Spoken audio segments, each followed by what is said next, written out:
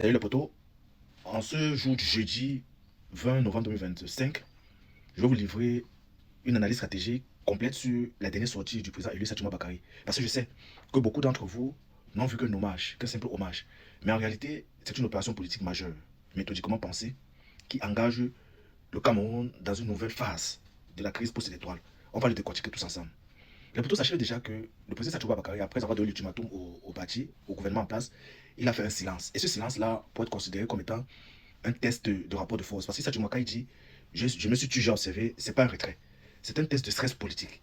Le silence de 48 heures et plus même lui a permis de mesurer la réaction du régime, d'analyser les mouvements de l'armée, de la milice, d'observer la position des ambassades et des ONG et de vérifier si l'opinion restait mobilisée. Donc, le régime n'a libéré qu'une seule poignée de mineurs. Et le résultat, c'est quoi? Et le régime s'affiche incapable, nerveux, désorienté et surtout hors la loi, en refusant d'obtempérer.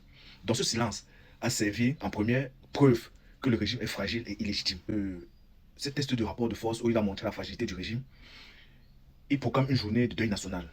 Ça, c'est un acte de pouvoir. Lorsqu'un homme dit le 21 novembre est chômé, aucun commerce, aucun bureau, aucun service, il ne s'exprime pas, il ne s'exprime plus ou moins comme un opposant, il s'exprime comme le président de la République. C'est une prise de souveraineté symbolique de Poto, une prise de souveraineté symbolique. Ce geste fait basculer le conflit sur trois terrains, je vous le dis. Il y a le terrain institutionnel.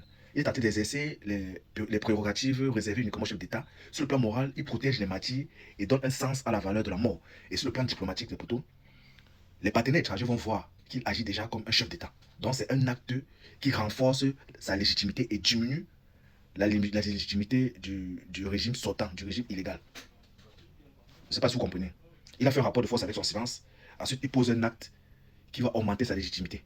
Dans le poteau, après l'acte de pouvoir, après son premier acte de pouvoir, il fait ce que moi j'appellerais un premier test de loyauté nationale. Quand il appelle à la fermeture du pays, ce n'est pas anodin. C'est un vote grandeur nature en direct et assez ouvert. Ceux qui vont fermer vont automatiquement reconnaître le président, vont automatiquement le reconnaître comme président élu.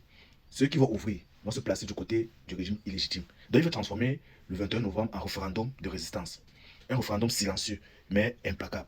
Et surtout, une journée chômée aujourd'hui, sachez-le, peut devenir 3 jours demain, peut devenir une semaine ensuite après. Donc c'est le début d'une stratégie de paralysie progressive du régime. Vous comprenez? Et dans la suite de son allocution, il a appelé les confessions religieuses à se rassembler. Et il a attaqué le régime sur le terrain où le régime est le plus faible, sur le terrain moral et spirituel. Il oppose des martyrs, la prière, la mémoire, la dignité à un régime accusé de sang, de mensonges et de parjure. Donc dans l'inconscience collective, ce contraste des poteaux doit créer un glissement. La lutte cesse d'être politique, en quelque sorte, elle devient donc spirituelle. Et dans un pays comme le Cameroun, un pouvoir qui perd sa légitimité spirituelle ne tiendra pas longtemps. Je vous l'avais dit, les poteaux, qu'on ne jure pas sur le sang. Que toute personne qui va jurer sur le sang, il va être touché par le sang de cette personne. C'est ce qu'il est en train de faire là. C'est ce qu'il est en train de faire. Après la loyauté, il met le régime en place dans son aspect spirituel et moral. Et c'est que dans ce coin, ils ne peuvent pas contrôler. Ils ne peuvent pas. Ensuite, les poteaux, ils repositionnent ce conflit. C'est très stratégique. Non, j'ai trouvé que le président élu, Issa Toumer est très stratégique.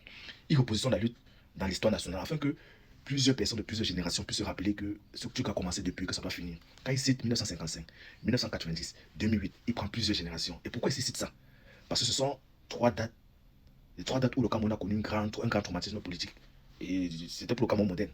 En mentionnant cela, il dit au peuple, vous êtes dans la continuité des batailles pour la liberté. Et il ne dit pas seulement à nos générations, il dit aux générations avant. Il veut repositionner tout le monde dans l'histoire. Il inscrit dans cette crise dans l'histoire longue du pays. Et ça, c'est un coup de génie. Quand il faut savoir, le peuple n'abandonne jamais une lutte qui pense historique. Quand un peuple sait qu'il est en train de lutter pour l'histoire de son pays, il ne va jamais abandonner. Mais là, il ne s'arrête pas à la génération de 2008, à la génération de 2025, mais il veut prendre jusqu'à la génération de 1930, de 1950. Vous voyez un peu. C'est très stratégique.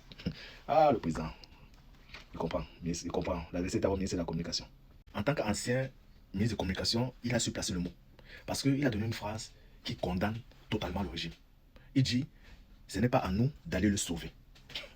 Ce n'est pas à nous d'aller sauver pour bien d'aller sauver ce régime. Cette phrase, ça change tout. Parce que là, elle signifie en quelque sorte, le régime est déjà en chute. Nous ne ferons pas de sortie honorable à ce régime. Nous ne participerons pas à aucun arrangement secret. Ce pouvoir tombera de l'intérieur. C'est une phrase qui scelle la fin de toute négociation. Et elle est en train d'annoncer déjà qu'on part dans la dernière phase. C'est la dernière phase du bras de fer. Et après avoir condamné le régime, il verrouille maintenant.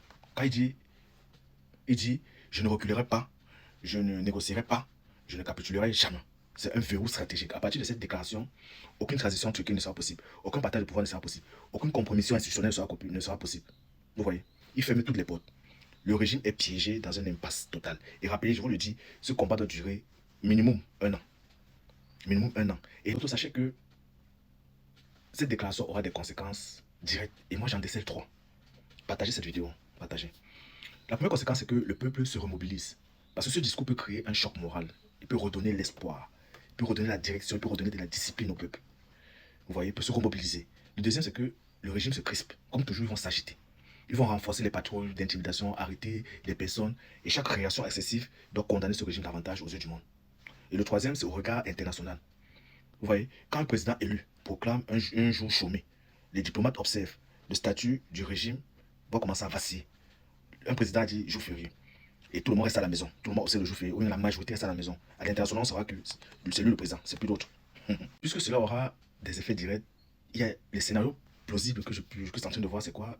Ah non, c'est que le pays s'arrête massivement. Donc si les commerces sont fermés, si les bureaux restent clos, alors la communauté internationale considérera que le peuple suit un président élu. Vous voyez? Et ça, c'est un tournant majeur que les autres viennent maintenant de Garoua. Le scénario 2, c'est si le régime se met à réprimer violemment les gens. Si le régime se met à répondre avec la force, ils sont en train de s'exposer à de nouvelles sanctions. Et ça peut entraîner quelques mini-ruptures diplomatiques et accélérer sa propre chute de l'intérieur toujours. Le scénario 3, les poteaux, il y aura des fissures internes dans l'armée et dans le parti au pouvoir même. Vous voyez, depuis, il ne parvient pas à sortir une liste, un remaniement ministériel. Mais il faut savoir, lorsque un combat devient moral et spirituel, les divisions internes explosent. Parce que le combat n'est plus, c'est plus physique, c'est spirituel ou moral. Et le quatrième scénario, on va entrer dans une phase de résistance prolongée. Ne croyez pas que ce truc va finir, cette crise post-électorale va finir d'ici 1 mois ou 2 mois, non. Ça peut aller 6, 9, 1 an. Oui.